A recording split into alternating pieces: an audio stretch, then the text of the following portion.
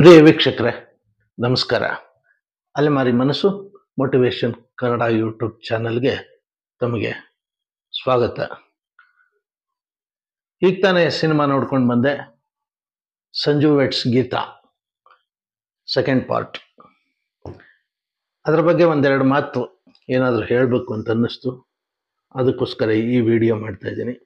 ಇದನ್ನು ನೀವು ರಿವ್ಯೂ ಅಂದ್ಕೊಳ್ಳಿ ಅಥವಾ ವಿಶ್ಲೇಷಣೆ ಅಂದ್ಕೊಳ್ಳಿ, ವಿಮರ್ಶೆ ಅಂದ್ಕೊಳ್ಳಿ, ಒಟ್ಟಾರೆ ಏನೋ ನನಗನ್ಸಿದ್ದು ನನ್ನ ಅಭಿಪ್ರಾಯವನ್ನು ಹೇಳಬೇಕು ಅಂತ ಅನ್ನಿಸ್ತು, ಹೇಳ್ತಾ ಇದ್ದೀನಿ ಸ್ನೇಹಿತರೆ. ಇದು Sanju weds Geetha second part ಅಂತ ಇಡೋ ಬದಲು ಬೇರೆ ಹೆಸರನ್ನೇ ಇಡಬಹುದಾಗಿತ್ತು. ನಮ್ಮ ಚಿತ್ರರಂಗದ ನಿರ್ದೇಶಕರಿಗೆ, ನಿರ್ಮಾಪಕರಿಗೆ ಯಾವ್ದಾದ್ರು ಒಂದು ಸ್ಟೋರಿ ಲೈನ್ ಸಕ್ಸಸ್ ಆಗಿಬಿಟ್ರೆ ಆ ಲೈನ್ನೇ ಹಿಡ್ಕೊಂಡು ಹೋಗೋದು. ಯಾವ್ದಾದ್ರು ಒಂದು ಸಿನಿಮಾ ಸಕ್ಸಸ್ ಆದರೆ ಆ ಸಿನಿಮಾ ಹೆಸರನ್ನ ಜಾಡನೆ ಹಿಡ್ಕೊಂಡು ಹೋಗೋದು. ಇದು ರೂಢಿಗತವಾಗಿ ಬಂದಿದೆ ಅಲ್ಲಲ್ಲಿ. ಅದೇ ರೀತಿ ಈ Sanju weds Geetha second part ಬಗ್ಗೆನೂ ನನಗನ್ಸುತ್ತೆ ಸ್ನೇಹಿತರೆ. ಯಾತಕ್ಕಾಗನ್ಸುತ್ತೆ ಅಂತ ಹೇಳಿದ್ರೆ, ಆ್ಯಕ್ಚುಲಾಗಿ ನೋಡಿದ್ರೆ ಈ ಫಸ್ಟ್ ಪಾರ್ಟ್ಗೆ ಈ second part Sanju weds Geetha ಮೊದಲ ಬಾರಿಗೆ ಬಂತಲ್ಲ, ಅದಕ್ಕೂ ಮತ್ತು ಈಗ ಬಂದಿರತಕ್ಕಂಥ ಎರಡನೇ ಭಾಗದ ಸಿನಿಮಾಗೂ ಏನೇನೂ ಸಂಬಂಧವಿಲ್ಲ. ಅದ ನಂತರದ ಯಾವುದೇ ರಿಲೆವೆಂಟು ಸ್ಟೋರಿ ಲೈನ್ ಏನು ಹೇಳ್ಕೊಂಡು ಬರಲ್ಲ. ಅದರ ಸೀಕ್ವೆಲ್ ಏನಲ್ಲ ಇದು. ಆದ್ರೂ ಕೂಡ ಏನು ಹೆಸರಿಡಬೇಕಾಗಿಲ್ಲ. ಏನೋ ಒಂದು ರೂಢಿಗತವಾಗಿ ಆ ಒಂದು ಒಳ್ಳೆ ಒಂದು ಸ್ಟೋರಿ ಸಕ್ಸಸ್ ಆಗಿದೆ ಅಂದರೆ ಅದೇ ಲೈನಲ್ಲಿ ಯಾವುದೋ ಒಂದು ಕನೆಕ್ಷನ್ ಕೊಟ್ಕೊಂಡು ಅದೇ ಹೆಸರನ್ನ ಇಟ್ಕೊಂಡು ಬಂದು ಆ ಜಾಡ್ನಲ್ಲಿ ಹೋಗುವಂಥದ್ದನ್ನು ಮಾಡ್ತಾರೆ. ಆದರೆ ಹೆಸರಷ್ಟೇ ಹೊರತು ಇದರಲ್ಲಿ ಕತೆ ಜಾಡು ಯಾವುದು ಅದಕ್ಕೆ ಸಂಬಂಧಪಟ್ಟದ್ದೇನಲ್ಲ. ಇದೇ ಇಂಡಿಪೆಂಡೆಂಟ್ ಸಿನಿಮಾ. ಇದರಿಂದ ಆ ಹೆಸರನ್ನ ಇದಕ್ಕೇನು ಇಡಬೇಕಾದಂಥ ಪ್ರಮೇಯ ಏನಿರಲಿಲ್ಲ. ಇರಲಿ, ಇಟ್ಟಿದ್ದಾರೆ, ಓಕೆ. ಇಲ್ಲಿ ಸಂಜು ಗೀತಾ ಅನ್ನೋ ಹೀರೋ ಹೀರೋಯಿನ್ದು ಹೆಸರು ಸಾಮ್ಯತೆ ಇದೆಯೇ ಹೊರತು ಕಥಾಭಾಗವಾಗಿ ಕಥೆಯಲ್ಲಿ ಮಾತ್ರ ಯಾವುದೇ ಸಂಬಂಧ ಇಲ್ಲ. ಆಯ್ತು ಬಿಡಿ, ಆ ಕತೆ ವಿಚಾರ ಅದರದಾಗಾಯ್ತು. ಇನ್ನು ಇಲ್ಲಿ ಶಿಡ್ಲಘಟ್ಟದ ರೇಷ್ಮೆ ಬೇಸಾಯ, ರೇಷ್ಮೆ ಗೂಡಿನಿಗೆ ಸಂಬಂಧಪಟ್ಟಂತೆ ಹೇಳಿದ್ದಾರೆ.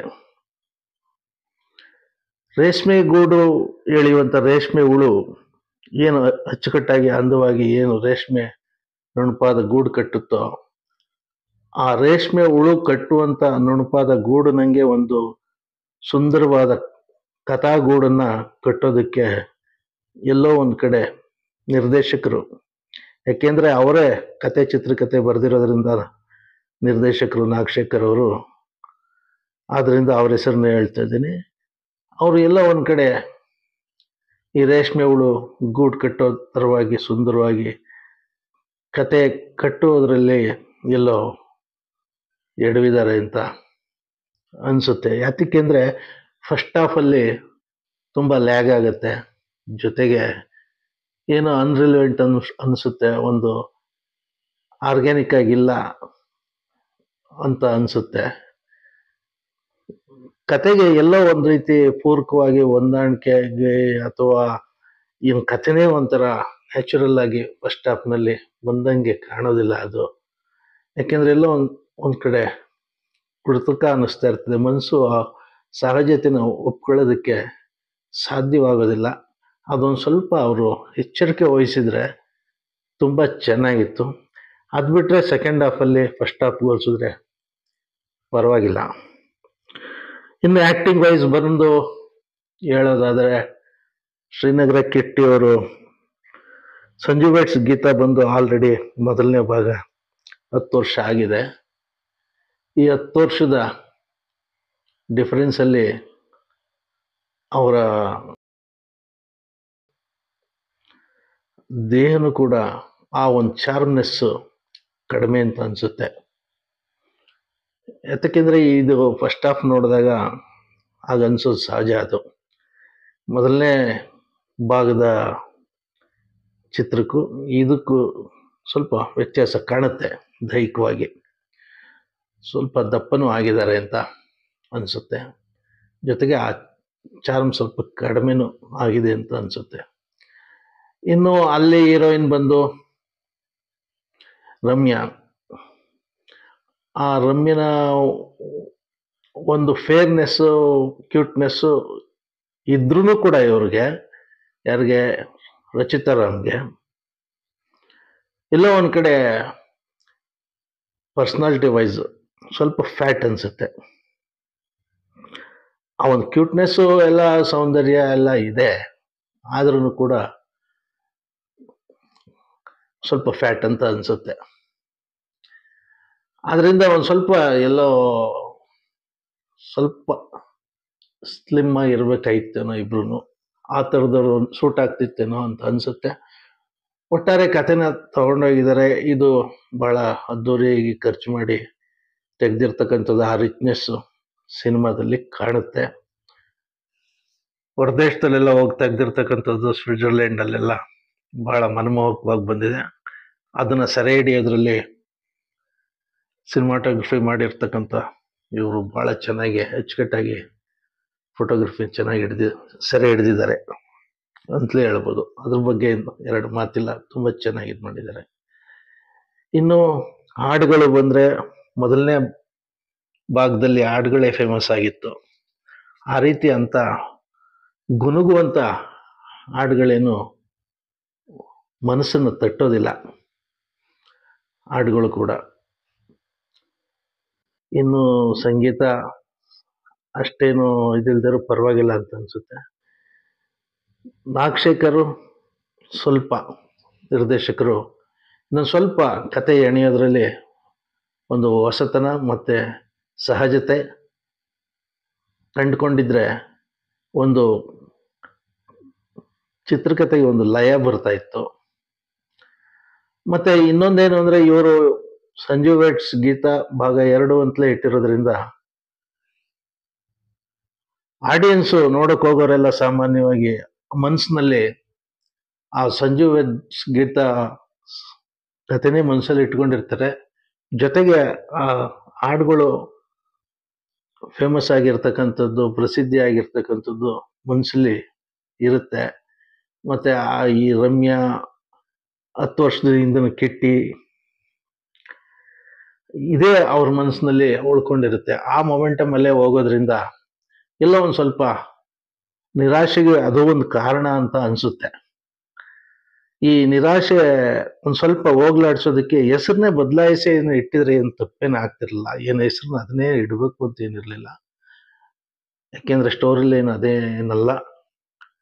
ಮತ್ತೆ ಗುಡಿ ಏನೋ ಒಂದು ಆ ಒಂದು ಸಕ್ಸಸ್ ಕಂಡಿದೆಯಲ್ಲ, ಆ ಲೈನ್ ಮೇಲೆ ಆ ಒಂದು ಭಾವನಾತ್ಮಕ ನೆಲೆನಲ್ಲಿ ಇಟ್ಕೊಂಡಿದ್ದಾರೆ ಅಂತ ಅನ್ಸುತ್ತೆ. ಕಥೆನಲ್ಲಿ ಇನ್ನೊಂದು ಸ್ವಲ್ಪ ಹಿಡಿತವನ್ನು ತೋರಿಸ್ಬೇಕಾಗಿತ್ತು ಅಂತ ಅನ್ಸೋದು ಸಹಜ. ನಾಗಶೇಖರ್ ಅವರು ಬಹಳ ಸೂಕ್ಷ್ಮವಾಗಿ ಇನ್ನೊಂದಷ್ಟು ನಾಜೂಕಾಗಿ ಕಥೆನ ಎಣಿಬೋದಾಗಿತ್ತು. ಒಂದಷ್ಟು ಸೂಕ್ಷ್ಮತೆ ಅಲ್ಲಿ ಅಷ್ಟಾಗಿ ಕಾಣಲಿಲ್ಲ. ಜೊತೆಗೆ ಡೈಲಾಗ್ಸ್ಗಳು ಕೂಡ ಆಯಾ ಸಂದರ್ಭಗಳಲ್ಲಿ ಮೆರುಗನ್ನ ಹೆಚ್ಚಿಸುವಂತ ರೀತಿಯಲ್ಲಿ ಅಂತ ಡೈಲಾಗ್ಸ್ಗಳು ಕಾಣಲಿಲ್ಲ. ಎಲ್ಲೋ ಒಂದ್ ಕಡೆ ಬಟ್ಟೆ ನೇದು ಬಟ್ಟೆ ಉಡಿಸುವಂತರು ಬಟ್ಟೆ ಬಿಚ್ಚಾಕಿ ಫಸ್ಟ್ ನೈಟ್ ಮಾಡ್ಕೋತಾ ಇದ್ದಾರೆ ನಮ್ಮ ಇವನು ಸಂಜು ಅಂತೇಳಿ ಏಳ್ಸುವಂಥದ್ದೇನೋ ಅಂತ ಸಮಂಜಸ ಅನ್ನಿಸ್ಲಿಲ್ಲ. ಆಮೇಲೆ ಒಂದು ಒಳ್ಳೆ ಡೈಲಾಗ್ ಕೊನೆಯಲ್ಲಿ ಅಂತ ಹೇಳಿದ್ರೆ, ಈ ದೇಶದ ಹೂಗಳು ತನಗೆ ಬೇಕಾದ ದುಂಬಿಗಳು ಬಂದು ಕೂತ್ಕೊಂಡಾಗ ಮಾತ್ರ ಅರಳುತ್ತೆ ಅನ್ನೋದು ಸ್ವಲ್ಪ ಮನಮುಟ್ಟುತ್ತೆ. ಅಲ್ಲಲ್ಲಿ ಈ ಥರದ್ದು 1-2 ಬಿಟ್ರೆ ಡೈಲಾಗಲ್ಲೂ ಏನಂತ ಪಂಚಿಂಗ್ ತರ ಇಲ್ಲ.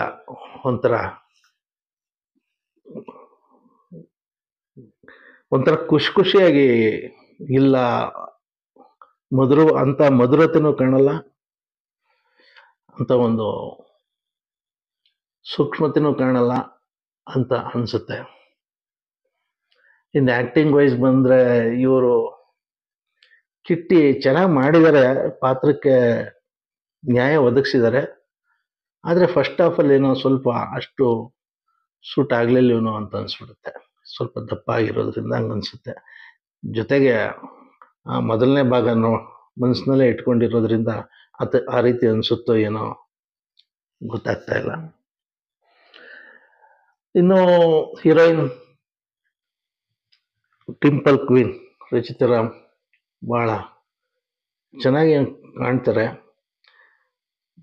ಆದರೆ ಇನ್ನೊಂದಷ್ಟು ಬಿಗಿ ಹಿಡಿತದಲ್ಲಿ ಕತೆ, ಹೆಣಿಗೆ ಮತ್ತು ನಿರ್ದೇಶನ ಇನ್ನೊಂದು ಸ್ವಲ್ಪ ಚುರುಕಾಗಿ ಇರಬೇಕಾಗಿತ್ತು ಅಂತ ಅನಿಸುತ್ತೆ. ಎಲ್ಲೋ ಒಂದು ಕಡೆ ಪ್ರೇಕ್ಷಕರನ್ನ ಹಿಡಿದಿಟ್ಟುಕೊಳ್ಳೋದ್ರಲ್ಲಿ ಸೋಲುತ್ತೇನೋ ಅಂತ ಅನಿಸುತ್ತೆ. ಆದರೂ ನಮ್ಮ ಕನ್ನಡ ಸಿನಿಮಾ ಒಂದ್ಸರಿ ನೋಡೋದ್ರಲ್ಲಿ ಅಂತ ಇದೇನಿಲ್ಲ, ನೋಡ್ಬೋದು. ಅಂದರೆ ಯಾತಕ್ಕೆ ನಮಗೆ ಸ್ವಲ್ಪ ಮನಸ್ಸಿಗೆ ಇದಾಗತ್ತೆ ಅಂತ ಹೇಳಿದ್ರೆ, ಭಾಳ ಎಕ್ಸ್ಪೆಕ್ಟೇಷನ್ ಇಟ್ಕೊಂಡು ಬರುವಂಥ ನಿರೀಕ್ಷೆಗಳನ್ನ ಒಟ್ಟಿಸಿ ಬರುವಂಥ ಸಿನಿಮಾಗಳು ಈ ರೀತಿ ಒಂದು ನಿರಸನ ಉಂಟು ಮಾಡಿಬಿಟ್ರೆ ಬೇಸರ ಆಗುತ್ತಲ್ಲ, ಅದಷ್ಟೇ. ಯಾತಕ್ಕೆ ಅಂದ್ರೆ ನಾವೆಲ್ಲ ಖುಷಿಪಟ್ಟು ಏನಕ್ಕೆ ಈ ಸಿನಿಮಾಗೆ ಹೋಗಿದ್ದು ಅಂದರೆ, ಈಗ ಭೈರತಿ ರಣಗಲ್ ನೋಡಿದ್ವಿ, ಪುಷ್ಪ 2 ನೋಡಿದ್ವಿ, ಮ್ಯಾಚ್ ನೋಡಿದ್ವಿ, UI ನೋಡಿದ್ವಿ. ಇದ್ರೊಳಗೆಲ್ಲ ಬಂದಾಗ ಸೇಡು, ಜಿದ್ದು, ರೋಷ, ರಕ್ತ, ಕೋಪ ಇದೇ ತುಂಬಿತ್ತು ಒಂದಲ್ಲ ಒಂದು ರೀತಿಯಲ್ಲಿ. ಆ ಮೂಲಗಳಿಂದಲೇ ಕತೆ ಎಣಿಗೆ ಶುರುವಾಗಿರ್ತಕ್ಕಂಥದ್ದು ಒಂದು ಮಾಸ್ ಸಿನಿಮಾವಾಗಿ. ಇದು ಕೇಳಿ ಕೇಳಿ ಲವ್ ಸ್ಟೋರಿ ಆಗಿರೋದ್ರಿಂದ, ಪ್ರೇಮಕತೆ ಆಗಿರೋದ್ರಿಂದ ಇದರಲ್ಲಿ ಭಾಳ ಸೂಕ್ಷ್ಮತೆ, ಸಂವೇದನಾಶೀಲತೆ, ಮಧುರತೆ ಇವೆಲ್ಲ ಎಕ್ಸ್ಪೆಕ್ಟ್ ಮಾಡೇ ಪ್ರತಿಯೊಬ್ಬರು ಹೋಗುವಂಥದ್ದು. ಮತ್ತು ಆ ಡಿಶಮ್ ಆ್ಯಕ್ಷನ್ ಮೂವಿಗಳು, ರೋಷ, ದ್ವೇಷ, ರಕ್ತ ಇದ್ರ ಸಾಲಾಗಿ ಬಂದು ನಂತರದಲ್ಲಿ ಇದು ಬಂದಿದ್ರಿಂದ ಏನೋ ಒಂದು ಹೊಸತನ, ಡಿಫ್ರೆಂಟ್ ಆಗಿ ಇರುತ್ತೆ ಅನ್ನೋ ನಮ್ಮ ಎಕ್ಸ್ಪೆಕ್ಟೇಷನ್ ಏನಿತ್ತು, ಅದಕ್ಕೆಲ್ಲೋ ಒಂದು ಕಡೆ ಕಿಂಚಿತ್ ಲೋಪವಾಯ್ತೇನೋ ಅಂತ ಅನಿಸುತ್ತೆ ಸ್ನೇಹಿತರೆ. ಒಟ್ಟಿನಲ್ಲಿ ಸಿನಿಮಾ ಒಂದ್ಸರಿ ನೋಡೋದ್ರಲ್ಲಿ ತಪ್ಪೇನು ಆಗೋದಿಲ್ಲ. ನಮ್ಮ ಕನ್ನಡ ಸಿನಿಮಾ ನೋಡಿ ಸ್ನೇಹಿತರೆ. ಇಷ್ಟು ಮಾತ್ರ ನನಗನ್ಸುತ್ತೆ ಹೇಳ್ತಾ ಇದ್ದೀನಿ. ನಮಸ್ಕಾರ ಸ್ನೇಹಿತರೆ.